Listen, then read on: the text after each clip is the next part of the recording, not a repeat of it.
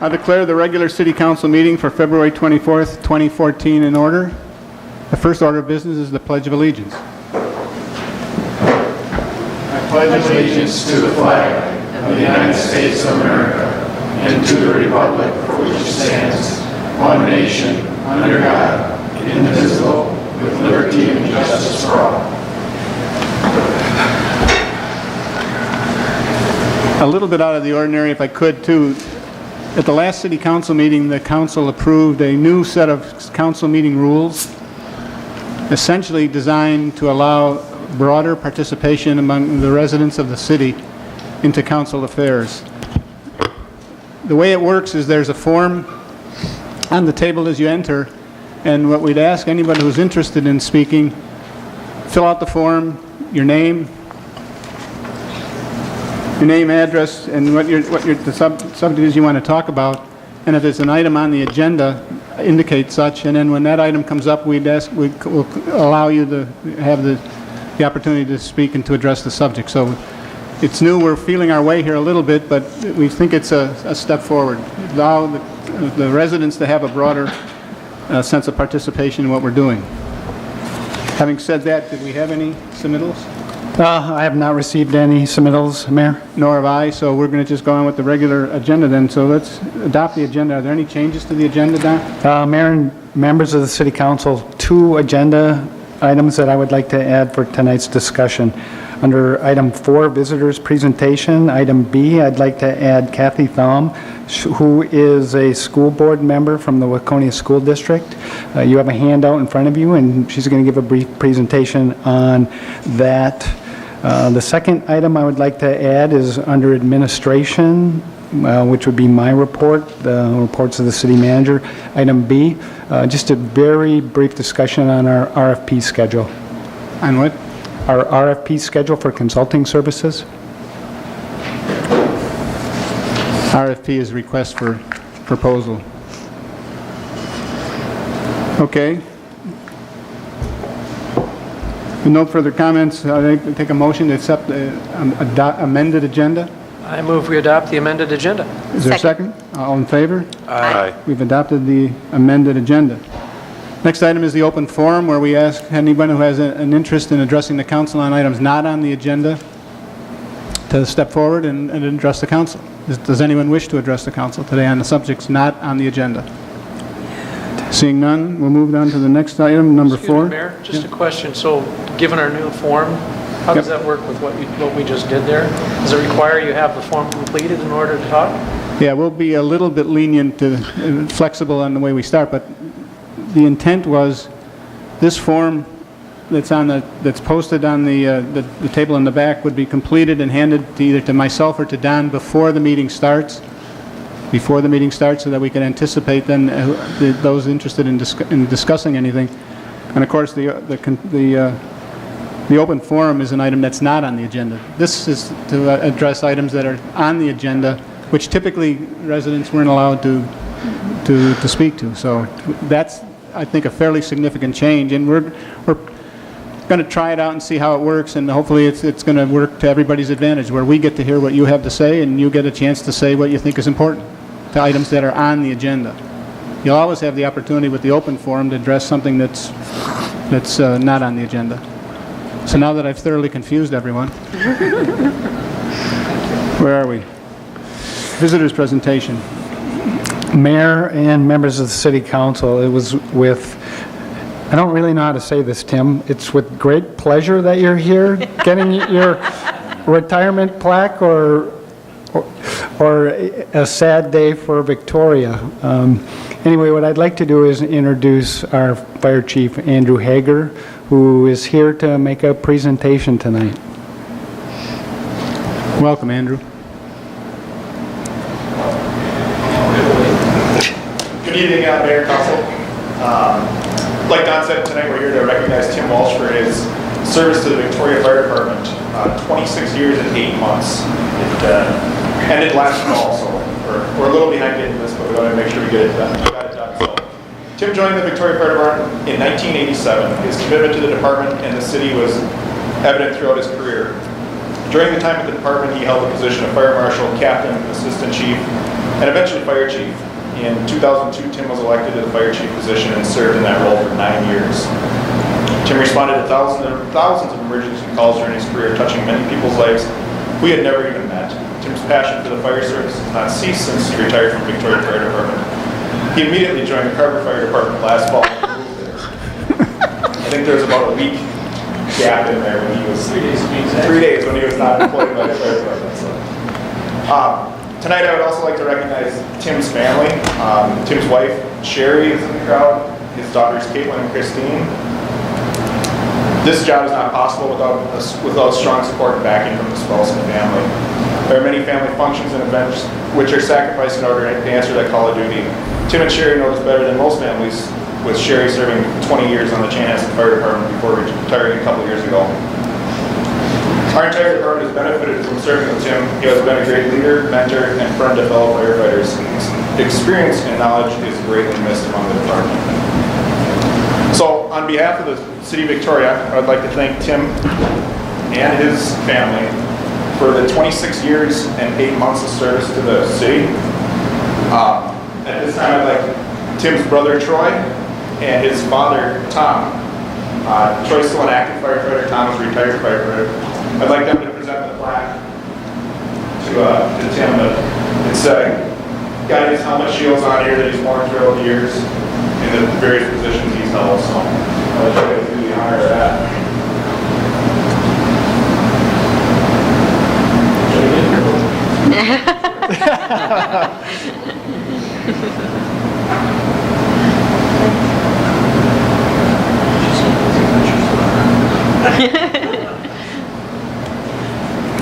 I'll bet Tim has something to say.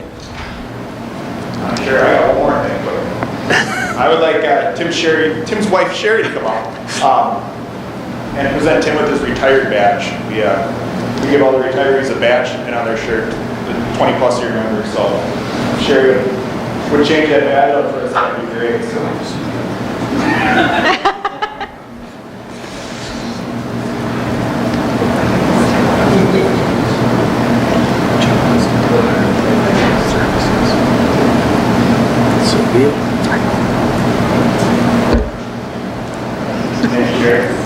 So Tim, on behalf of the City of Victoria, thank you. Thank you for your service and congratulations. Thank you. Well, I don't have a whole lot to say other than thank you. It has been a great pleasure doing the fire department stuff here in Victoria. Andrew said it started back in '87 when I was still back in high school and moved up through the ranks. And there has not been a day that I would regret joining the department. Every day has been a new learning experience. Working with all of these guys, folks that have retired already, it is a close-knit group of people that basically we're trusting our lives in each other when we do calls, no matter if it's just an ordinary CO alarm or if it's the big one. It's been a good ride, and I wasn't quite ready to give it up when we moved out of town, so I had to join the other department. And it's actually been really a lot of fun going back to being a rookie. I'm still on probation down there for 26 years. It's been a lot of fun, so I really need to thank these guys behind me and the ones that have retired. Teaching the things that they have to me and to everybody, it's been a lot of fun. So thank you very much.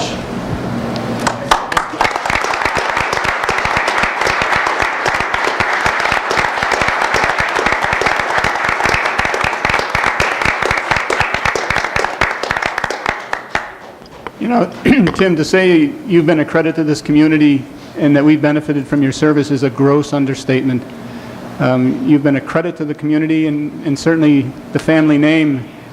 How many, if you add up the years, Tom, Troy, and Tim, how many years has the Walsh family devoted to the firefighting in Victoria?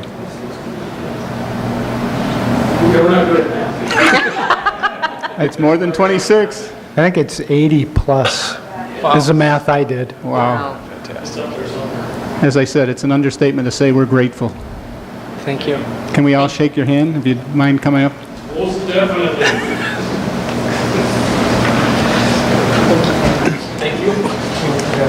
Thank you very much. Good luck with your probation. A couple more weeks. Thank you. Thank you. Thanks, Tim.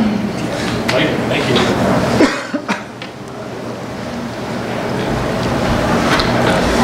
Thank you. And I can't let an opportunity go by without thanking all you guys and gal. I don't see the gal, but I see all the guys with the white shirts and the blue ties. She's there. We're grateful. She is there. Guys and gal. There she is. Oh, there she is. There she is. Forgive me. This city is deeply indebted to the service that you all provide. I mean, how many of us at 2 o'clock in the morning when the phone rings but the buzzer goes off would jump out of bed and go into something that could be totally unknown? So again, we are deeply indebted to your service. Thank you so much on behalf of all of us. Thank you.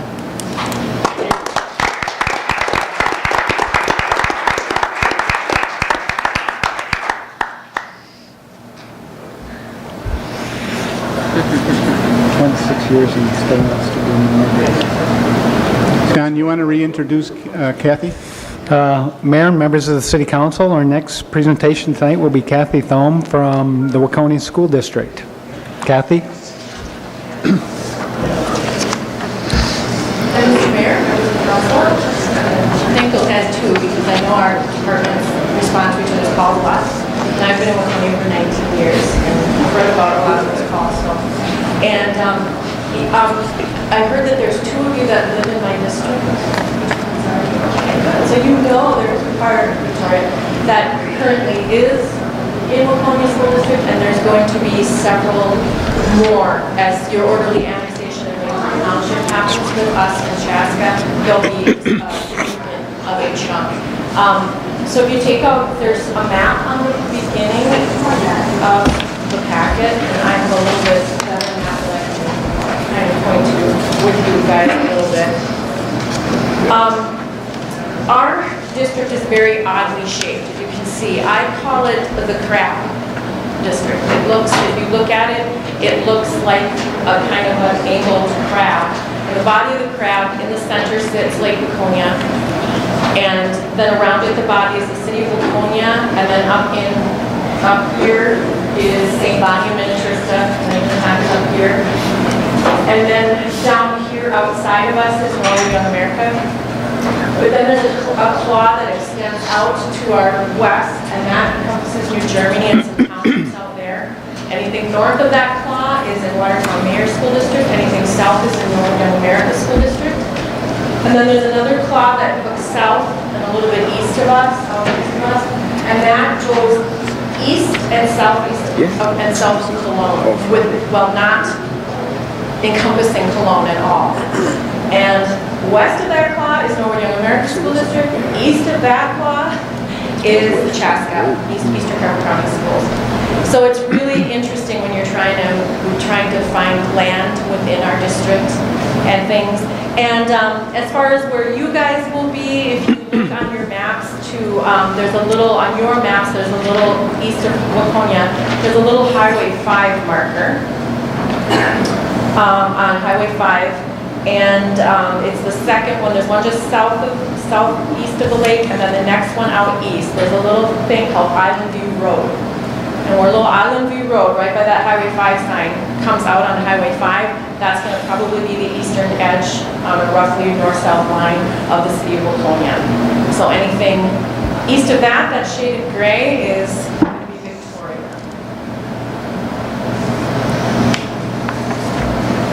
So up to the point where you guys get the interest stuff. So it's not a large portion, and it's not a large portion of students yet, but your entire current Lake Bridge development is in our district.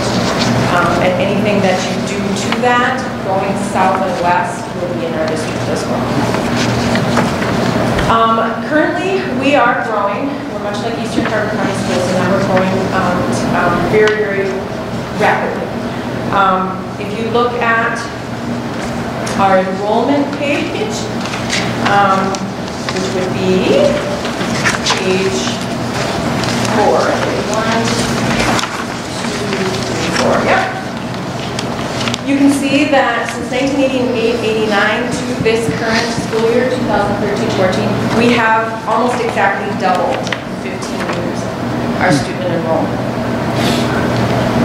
And if you look at our enrollment numbers as they went up, and you can probably see them a little better on the next page, by class and by the graph, they kept going up even through the recession.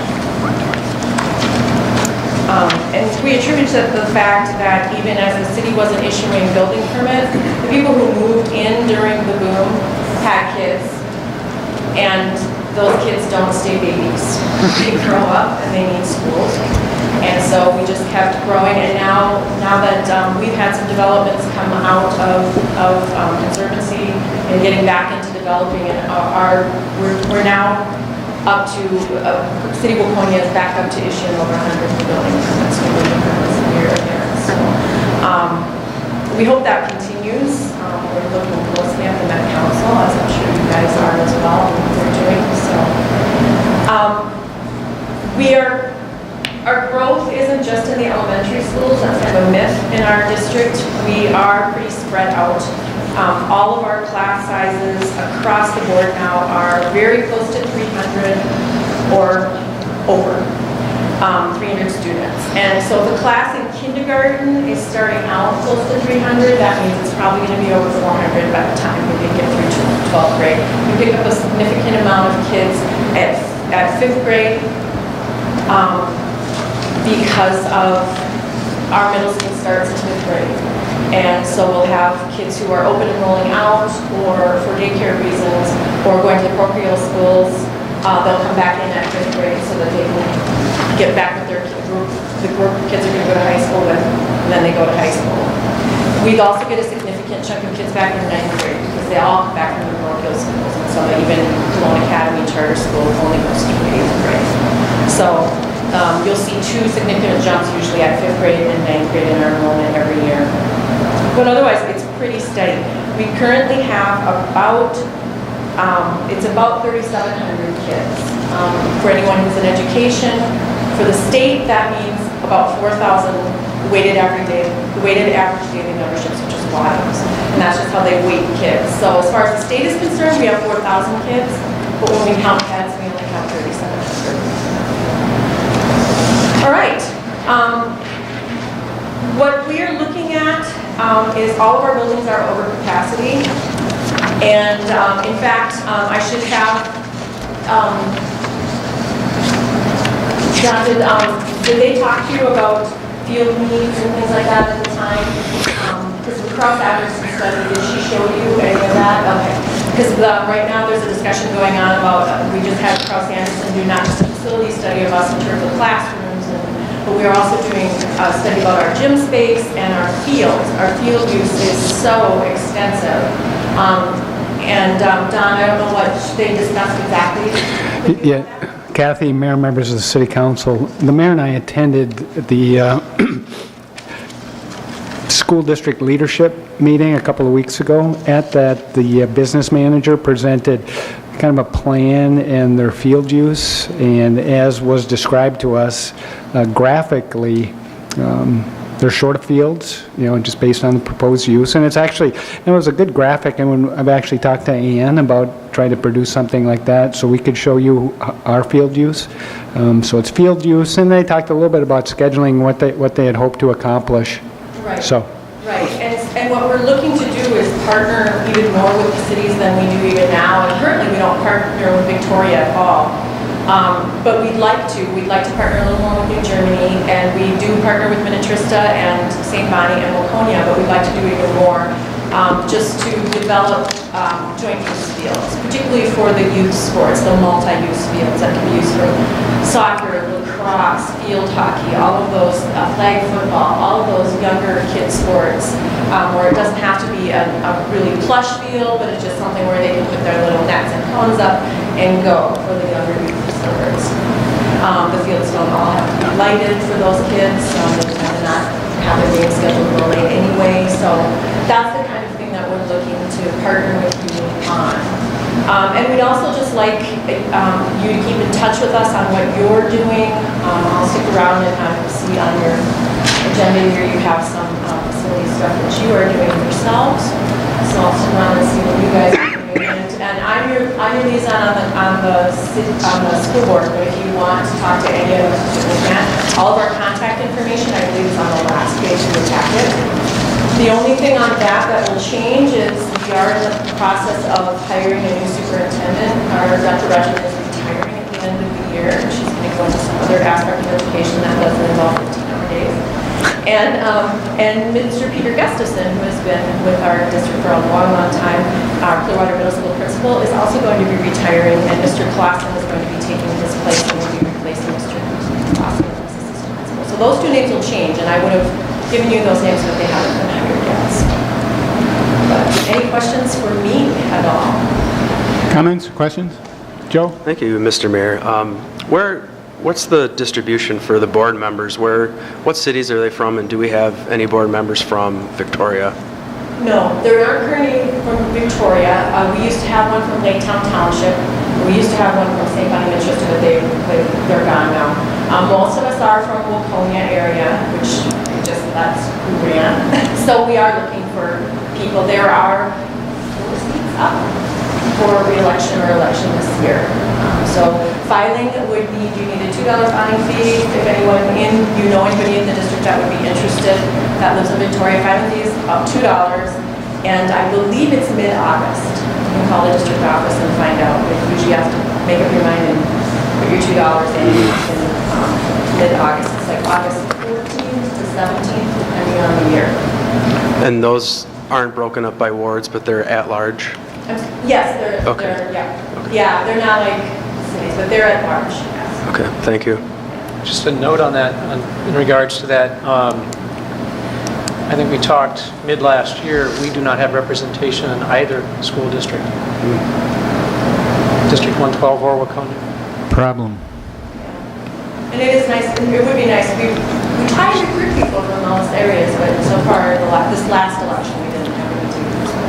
In fact, we didn't even have, it wasn't contested, there was 3 spots and only 3 people applied. It's a thankless job just getting yours, so. You know, in fairness, when Don and I met with the school officials a week or so ago, I think it was acknowledged by all concerned that neither side had done a decent job in reaching out to the other. We have a significant interest in the success of that school district, not the least of which is that my granddaughter and grandson live in that district, so I have a parochial interest in it. But we need to be more consistent, and we will reach out, and I know the principal and the finance manager agreed that for your side, you need to be more in contact with us. We need to find ways to increase the contact for a better result for all concerned. Yeah, I agree. And we have a lot of the same common business interest as well in terms of our Chamber of Commerce, and there's a lot of businesses that we all patronize, and our transportation corridors are roughly the same, and we all run on the same water and sewer line and stuff, so, and we're part of the same orderly annexation agreement going forward with Laketown Township, so we have a lot in common as far as. We just need to build on it. Yeah, we do.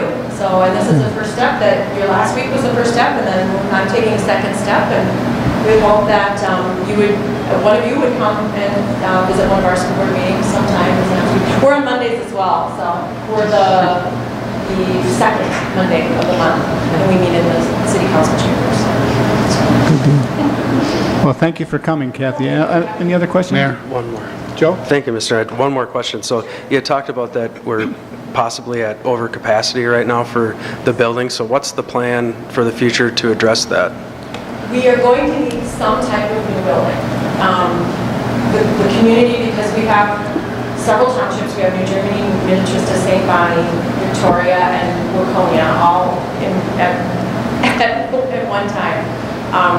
We can't decide exactly what and where as a community, what we want to build. Our proudest areas are, of course, in our elementary schools, but actually just building an elementary school is not going to, it'll help us temporarily, but our hugest crowding right now is going to be at the high school. Our high school was built to be for about 700 to 800 kids in core areas. By core areas, I mean your gyms, your cafeterias, your kitchens, the width of your hallways, those kinds of things. Your locker capacities and all of that is only built for about 800 kids, and there's closing in on 1,200 kids in that building. It has been expanded once already, and we could kind of expand it a little bit in terms of classrooms, but again, those core areas, that doesn't help that, then you're just squeezing more kids into those areas.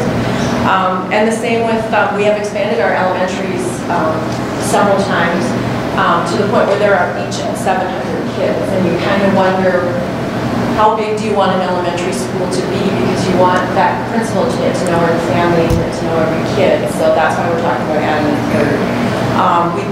Our elementaries currently go from K to 4 instead of K to 5. We would love to get them back to K to 5 if we could, and then we could move 5th grade out of the middle school. Would take some curriculum refinement to do that, but we don't know. We'd like to put that maybe up in the Minnetrista area, but it doesn't have to go there. A lot is going to end up depending on where we can find the land and whatnot. But you guys, I don't know if you have this problem, but we sit literally, our middle school literally sits on the end of the Highway 5 Metro Waste and Sewer line. So our land west of our middle school is significantly cheaper, and you all understand why, but many of our residents don't, than east. Because you're not guaranteed water or sewer west of that line. And the westernmost neighborhood in our community up in Minnetrista, just west of St. Bonnie, called Hunter's Crest, is the end of the Metro Waste line on Highway 7. So again, we have that same situation. So it's difficult to know exactly where to put things when we've got that disparity of price going on, and it's hard. So we have to really communicate with our community. And we appreciate your voice in that too, because you guys deal with we're trying to get our city council to do a little bit more with that as well, because they don't always believe us about why that disparity in land price exists. And when we go out for a referendum, which we hope to do by the fall of 2015, if we can, we would like some city officials from all of the cities to talk a little bit about land price and why those disparities exist and stuff like that, because it's very difficult. When you start talking about density requirements and things, people's eyes just glaze over. They just do. You know, water and sewer, especially sanitary sewer and storm sewer, are not sexy topics at all. They're not fun to talk about with people, but it's really what drives development. So that's another reason we would like to involve you a little bit, just to get some of your ideas on how you explain that type of thing. We've had some recent experience. Yes. Yes, so it would be very helpful on how you explain that to your public. So, I have one more question. This may be a silly question, but I truly don't know. How are the school district boundaries set? In looking at the crab, I see it. That's not how I would have drawn the boundaries. There aren't any straight lines. they were set based on how the old country schools closed back in the 1910s, 20s, 30s, 40s, depending on how they closed. And I heard the story that why we got New Germany was because that was the last country school. So they discovered New Germany people, they closed their country school fairly late, and a lot of them went to St. Mark's Lutheran School as well. Anyway, and so by the time that they closed their country school, Lester Prairie was, no takers in Lester Prairie, Winstead, and so Waconia just decided that they would take them. And then the townships, again, it was just as the country schools closed. The body of the crap makes sense, kind of, although we do cross county lines into Hennepin County up there. But then again, your city, does your city cross county lines? Yes, you go over to Hennepin County. So yeah, so we're one of the few Carver County districts that actually crosses lines like that. So, but yeah, it was all in how the school districts were formed, and then the core school districts were formed before, and then the rural country schools closed, and who ended up literally going reaching out and grabbing them. So the crab analogy works well there too. I guess the next logical question is, the ability to change or to redraw the district lines is almost impossible. You want to comment on? Yeah, the only thing that's happening in terms of redrawing any district lines as the consolidations of the rural small districts that need to consolidate to survive, to share services and to combine their enrollments. Yeah, as far as any breaking off or anyone wanting to break off and go into another school district, that hasn't happened in decades and decades. Other questions, comments? Kathy, thank you, and we look forward to a more close working relationship with you and the school district. Yes, thank you very much. Thank you. Next item is the consent agenda. We have just the minutes of the last meeting and the workshop. Would someone like to make a motion to approve the consent agenda? I move we approve the consent agenda. Is there a second? Second.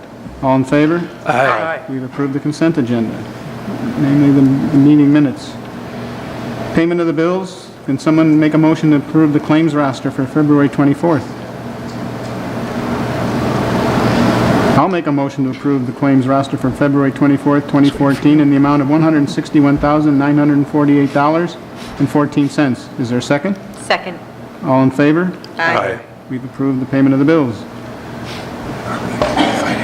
Donations.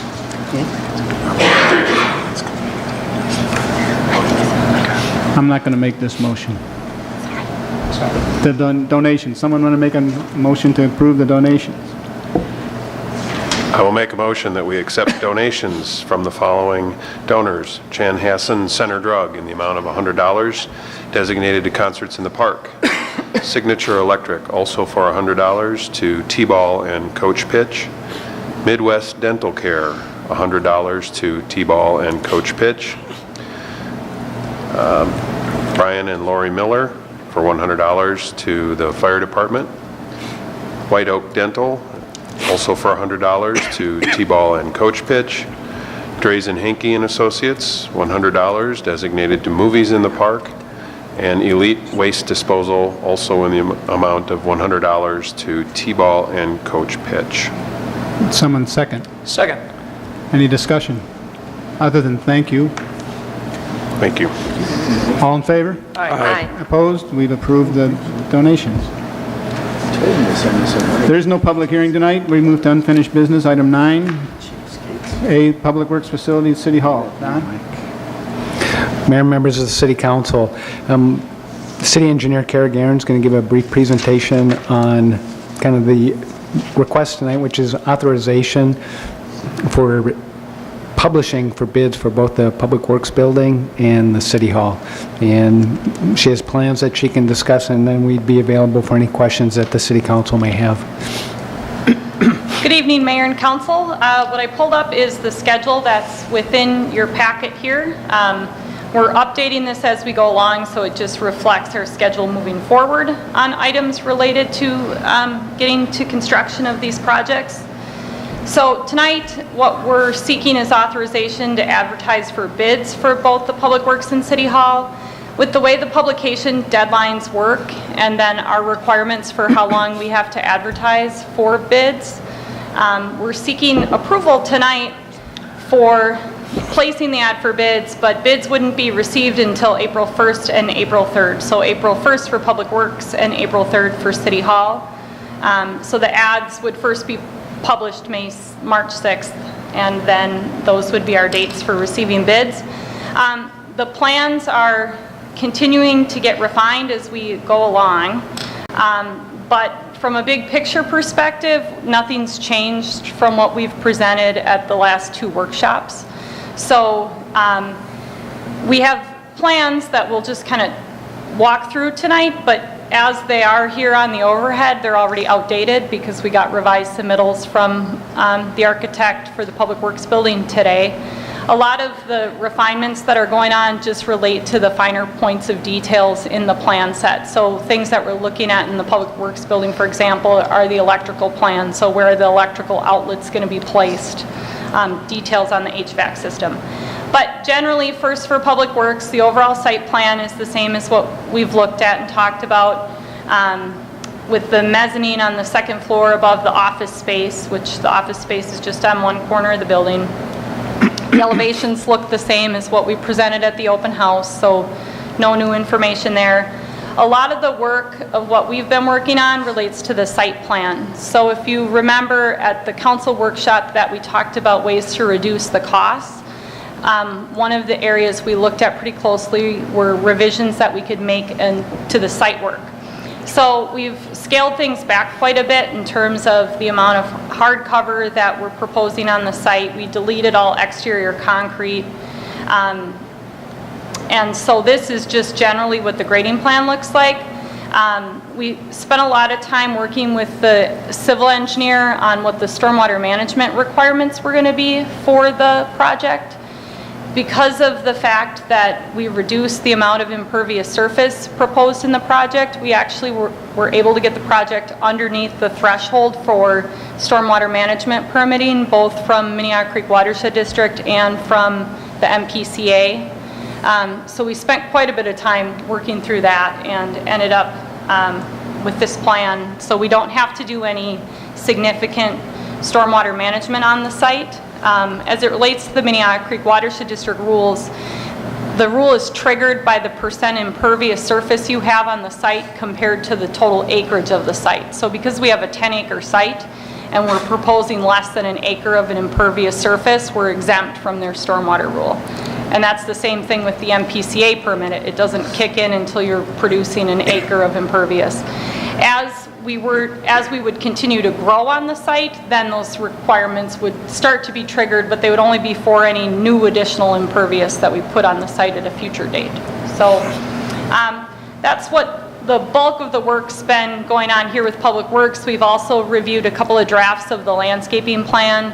Ann's been in contact with the landscape designer, so I didn't put it up here because the last plan we had a lot of kind of wild flowery plantings and other things that the Public Works Department wasn't comfortable having in this area around here from a maintenance perspective. So we're focusing the landscaping out as a buffer between the building and the road. So primarily it'll be the trees that will be relocating from within the site, but we also looked at some shrubbery so we could get some height variation to provide some additional screening for the property owners on this side of the road. Anything else on Public Works I should add? I don't think so. Okay. Then the City Hall plan set, again, generally nothing significant has changed, and maybe I'll turn this over to Don to talk about as I flip through here. Sure, Mayor and members of the City Council. As Kara just said, nothing really has changed. Again, we continue to refine the plans. The first floor is dedicated to the library, and they have a furniture layout. And the things that we're talking about right now is how many tables are they going to have, and where are the columns, and that sort of thing. So really technical things. Moving to the second floor, again, office space for city staff as well as the council chambers. I think one of the things we did do, initially we had the council table set up so that I believe it had 11 or 12 seats. So we've reduced that down to the 5 council members as well as the city attorney and the city manager to sit in the front. We have a kind of a dais for city staff to make presentations and also for our residents to speak. The city council chambers holds about 80 seats, which certainly is sufficient for what I think we need, at least at this point. Otherwise, some minor, we move some cubes around and that sort of thing, but generally the same design as we've had since the very beginning. Don, with the 80 seats, what's the actual capacity of the room in terms of what it would be rated for? Well, it's a per square foot calculation, which I don't have it on the top of my head. Just roughly, is it 100, 120, something like that? Yeah, probably about 100 people. Next slide, please, Kara. Wait, before you leave that, Yep. go back one. Last slide, please, Kara. The dotted lines in the upper and the east end of the building, why don't you explain the future growth capacity? Sure. Mayor and members of the City Council, the way this has been designed is, you'll see private offices along the one elevation, and the rest of it is set up for cubes. So you can see we've got about 13, 14 cubes spaces that we have available. We have 9 staff members right now, so there's certainly room for growth. We will only add the cube space as we need it. So there is certainly room for growth within this plan. So we can accommodate, this building ideally should accommodate the staff for a long time. Certainly. That's the premise. Thanks, Carol. Ceiling plan?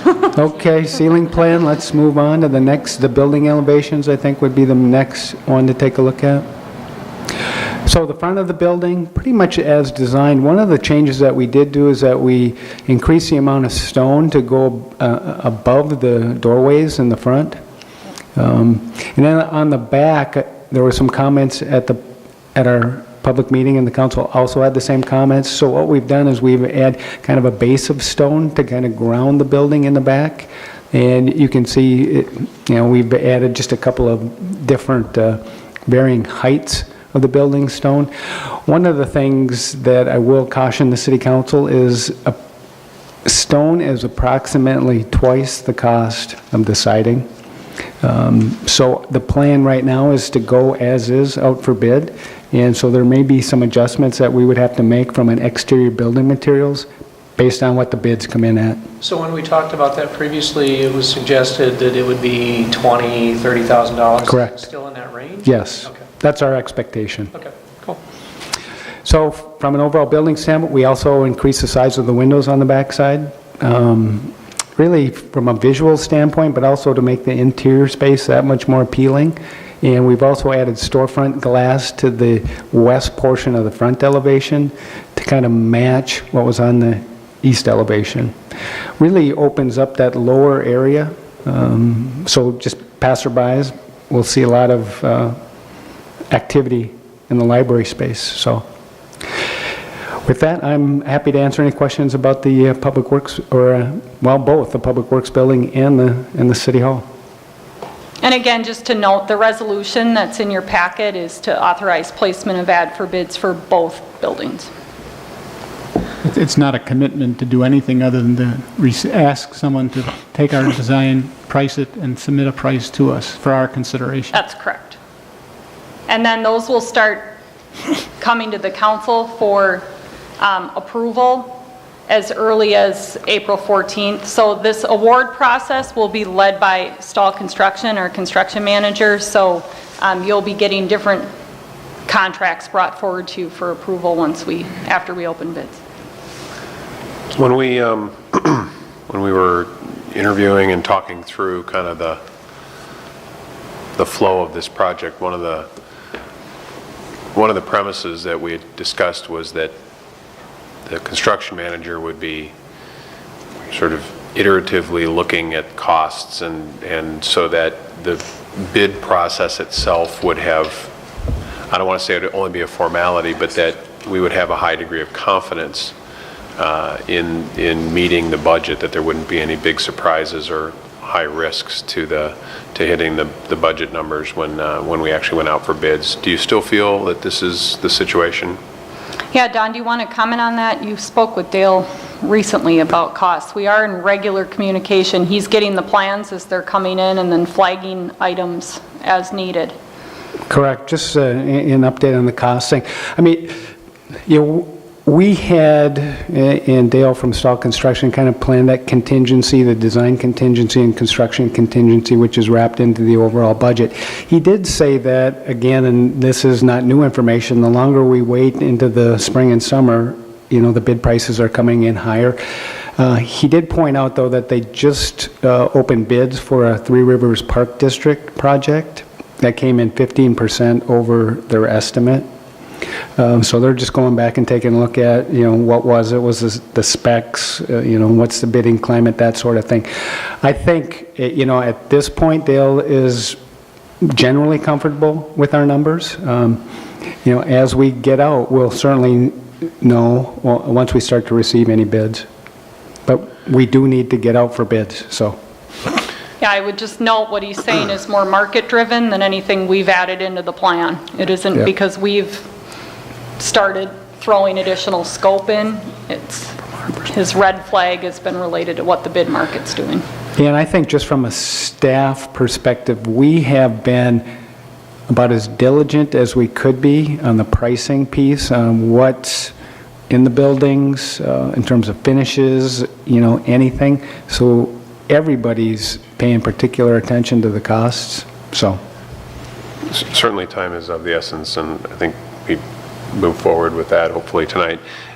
Is there a working list of if cuts need to be made, if adjustments need to be made? Is there a kind of a working list of where we would go first to prevent there from being delays? Councilmember Striegel, that's a good question. It just came up today in our review committee about, we kind of jumped the gun because we were talking about things that we could take out today, and I think we kind of backed off and just said, our construction manager has seen these plans, he's generally comfortable with the pricing. What we need to do from a staff perspective is to put a priority list, which we haven't done yet, about what we could actually cut out of the project, but that's a great question, and it is something that we're going to do. Thank you. Other comments, questions? One quick question. Joe? Thanks. So these bids, this includes everything. So this is concrete, dirt work, electrical, plumbing, everything right now. Yes. Thank you. Okay. I move we approve Resolution 14-14, a resolution approving plans and ordering advertisement for bids for the construction of a new public works facility in City Hall. Is there a second? Second. Any further discussion? All in favor? Aye. Aye. Opposed? Motion carries 5-0.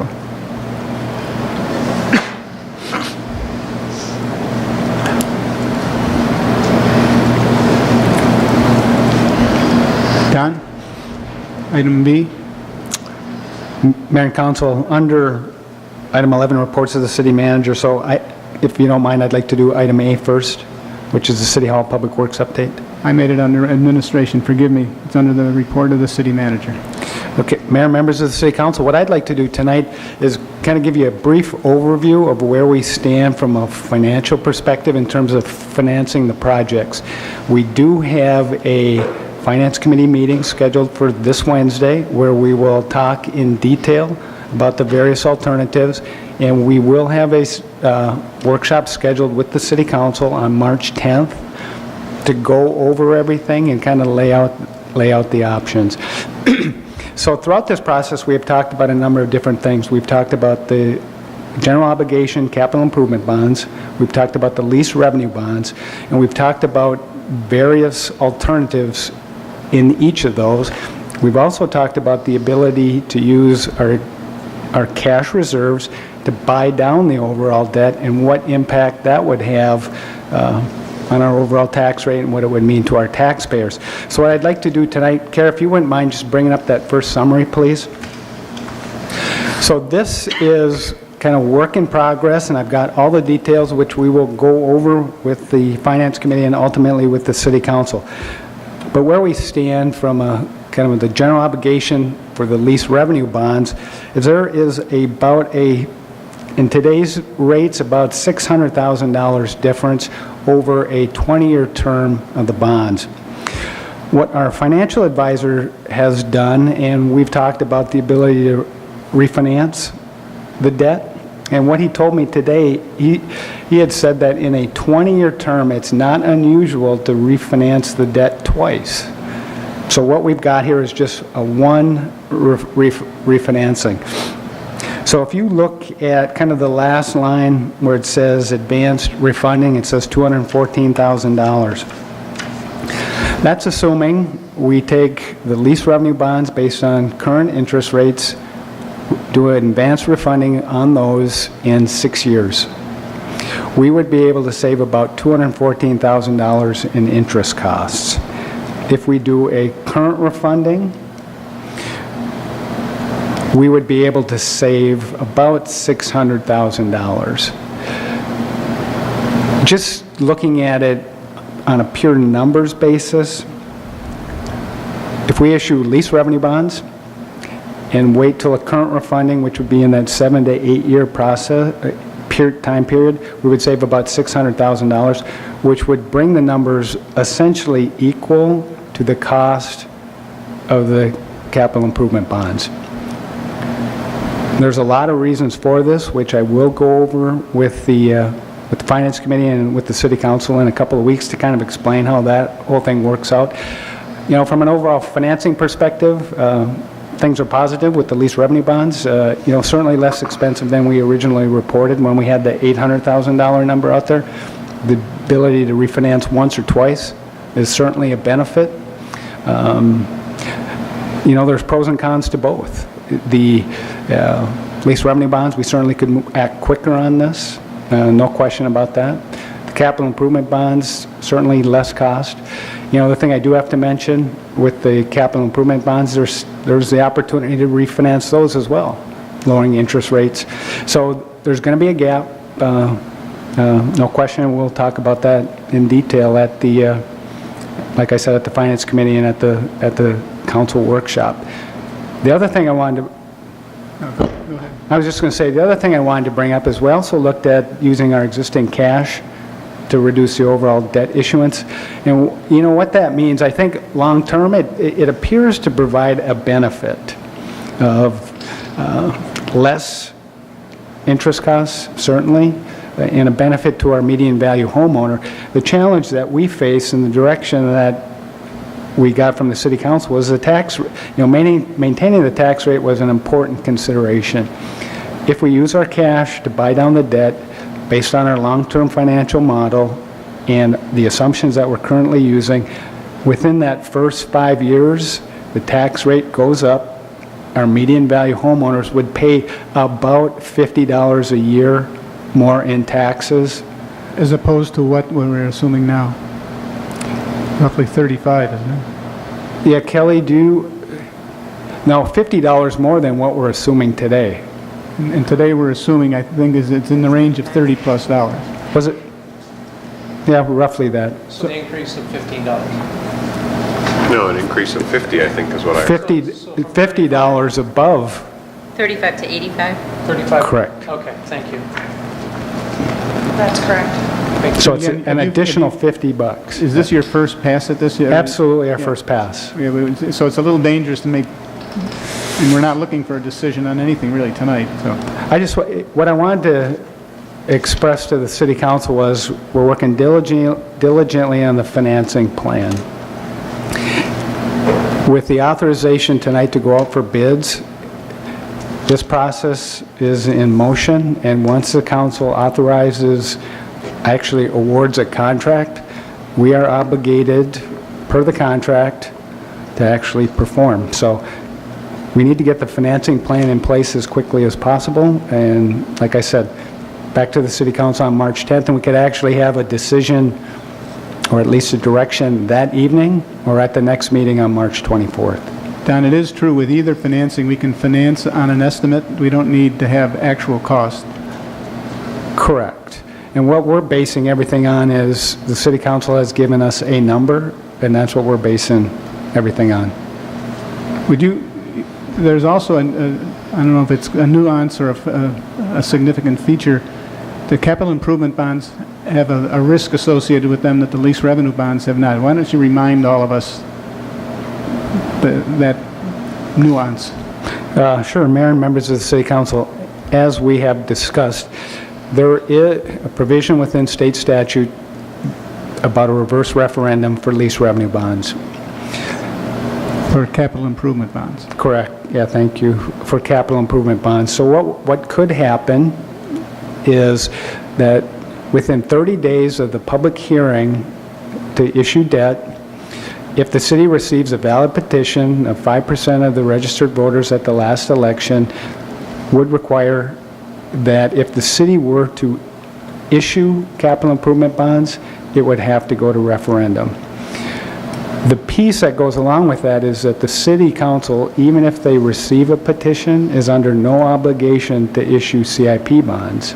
They could issue lease revenue bonds Are we under instead. an obligation to hold the referendum? We are not under that obligation. This is one of those challenging things. It's been common practice within the state of Minnesota that for public facilities, lease revenue bonds are issued.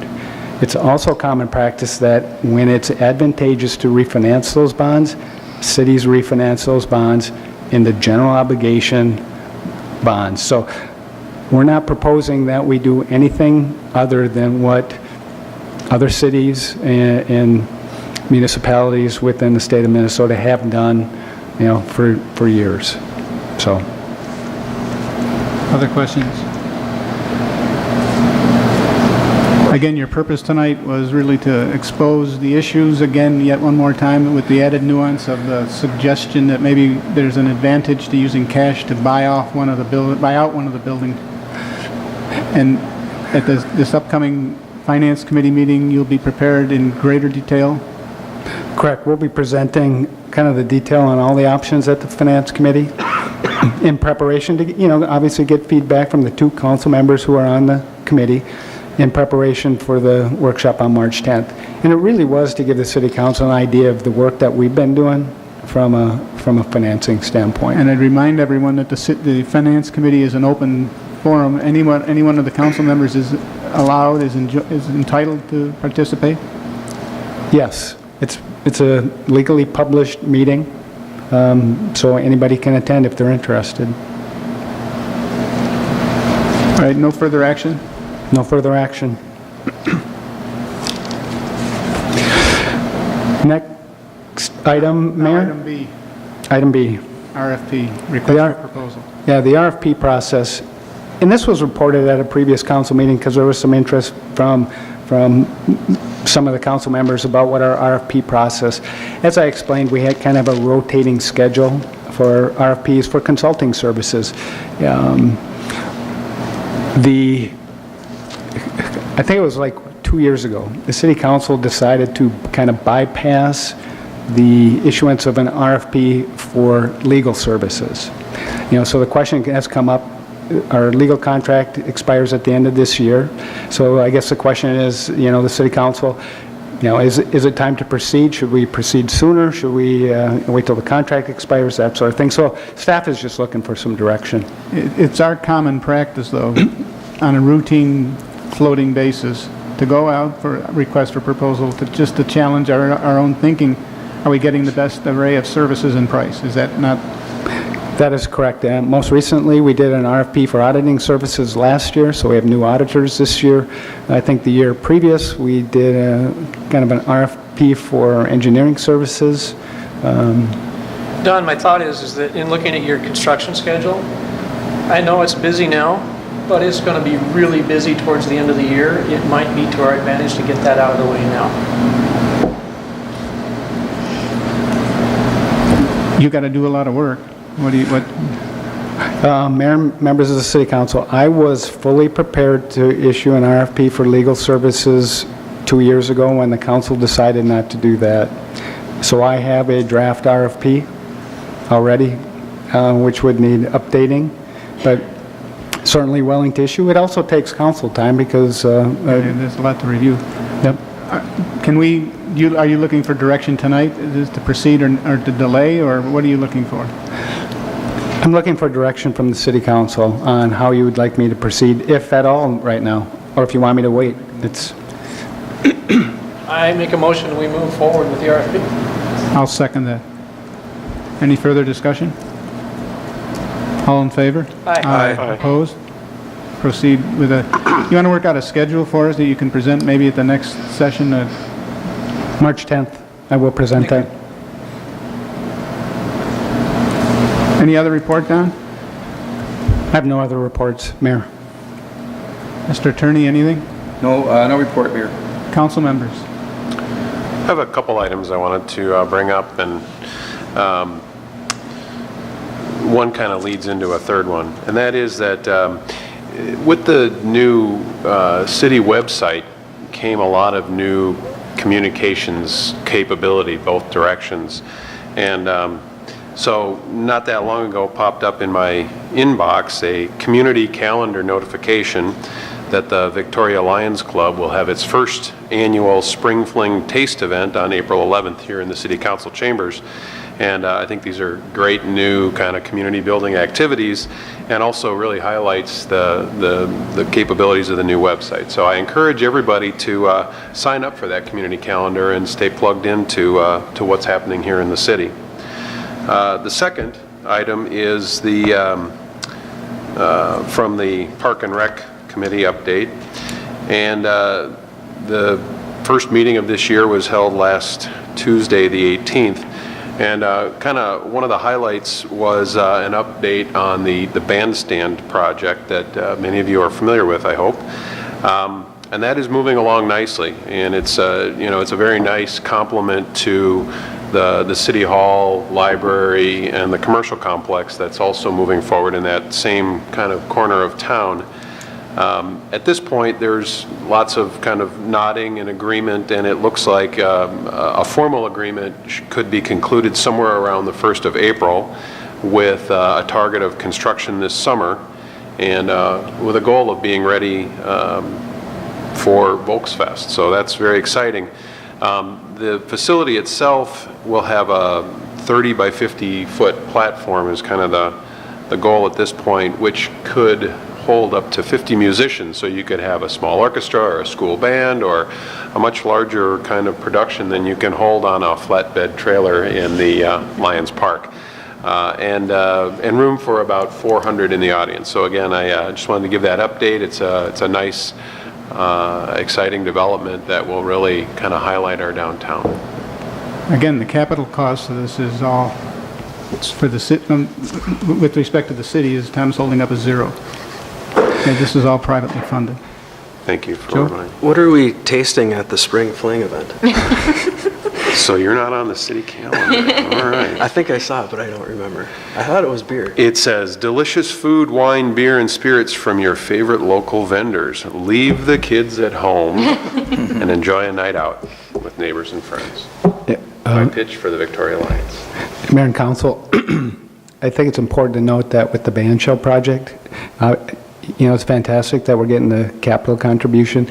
The city will be on the hook for long-term maintenance and, a bunch of other things, which, Ian has certainly been involved with throughout this process and will be reflected in our upcoming budgets. Nothing is free.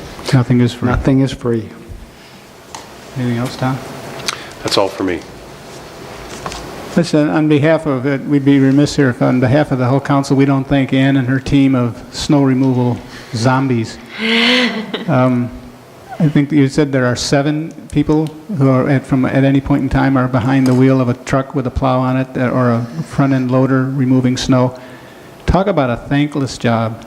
I mean, 3 o'clock most mornings and then a couple hours sleep and then back out, and all you got to do is nudge a mailbox or scrape the ground along the curb and disturb the sod, and all of a sudden you're doing a lousy job. Well, nothing could be further from the truth. That in spite of the problems and there have been some, I'm sure, the city owes your team a great debt, and it's only February 24th, so we know we've got at least, well, based on last year, we could have a couple of months of winter left, but God forbid.